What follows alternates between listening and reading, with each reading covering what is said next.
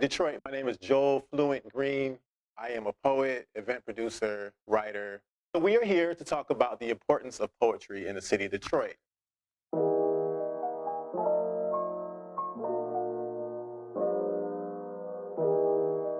Honestly, the first thing that lit the fire for poetry for me was a place called Cafe Mahogany. Now, keep in mind, I was 19 years old and I was just hanging out in the city trying to find open mics. You know what I'm saying? And I was rapping at the time. I was writing poems, but I wasn't really thinking about being a poet. But I discovered a place called Cafe Mahogany. It used to be downtown Detroit, mid to late 90s. And I became host after just going there after a while.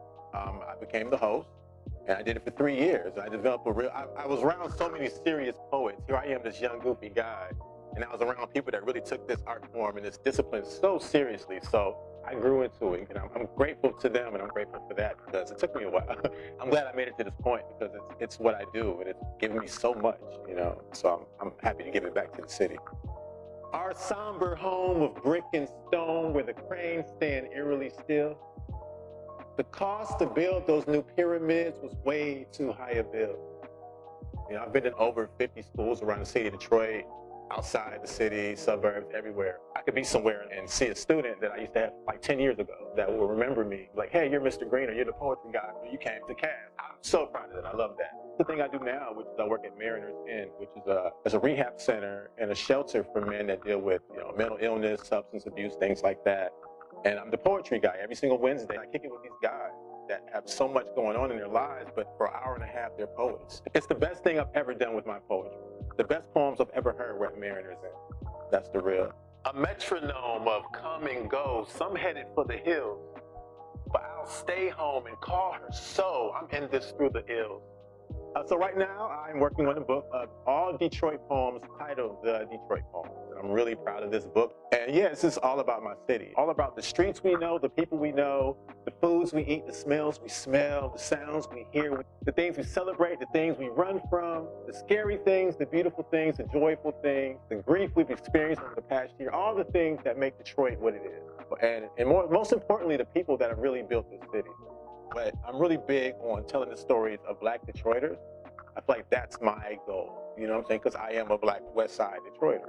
I don't want us to be forgotten. And I want like your cousin or your auntie, somebody to hear a poem and be like, whoa, that's for me. And so I'm really proud of this book. Yeah, Detroit always had a big impact. He's talking about like the beat poetry scene. Some of the first major Black poets were published out of Detroit through Broadside Press. Speaking up, protest, Detroit's always been in the forefront of that. I always feel like it's weird that I've managed to make a living being a poet in Detroit. It's weird, but it's okay. And I love that because why not?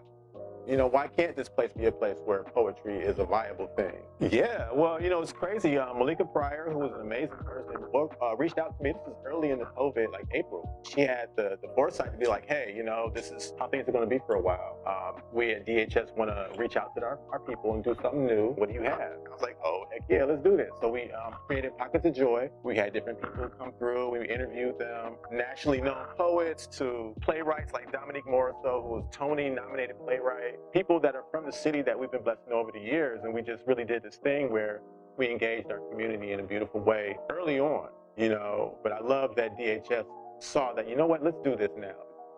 I can't hold you close, but I feel that weight, the loss, the loneliness.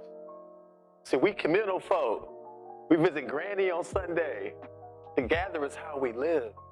If we're talking specifically about Detroit and nurturing Detroit artists, I think that there needs to be a bigger consideration for the people that we don't talk about. I think institutions should pay attention to who's doing the work in the city. Who's doing the literacy work? Who's doing the cleaning up the city work? How do I best do that? Who do I get to help me do that? Institutions and museums should open themselves up to people with big ideas. So to me, Detroit is, first and foremost, my home. It's a place of immense beauty. People use the word resilience. I don't really like that word because it's like, life ain't always hard here. Life is great and beautiful and fun. Sometimes you're just hanging out with your friends, walking down the street and seeing somebody you know and saying hi. The next thing you know, you're downtown hanging out, having a drink somewhere. I mean, these are Detroit experiences. You know what I'm saying? Detroit's honest. It's not for everybody, but if you come here with an honest heart and really want to engage the people here, then Detroit is for you. Detroit is a place that doesn't suffer fools. Of all the places I've been, Detroit It's nothing like it. Who am I to lament? My address says citizen, but love makes me legit. Watching Detroit from a window, city birds crowd my sill, and everything's eerily still.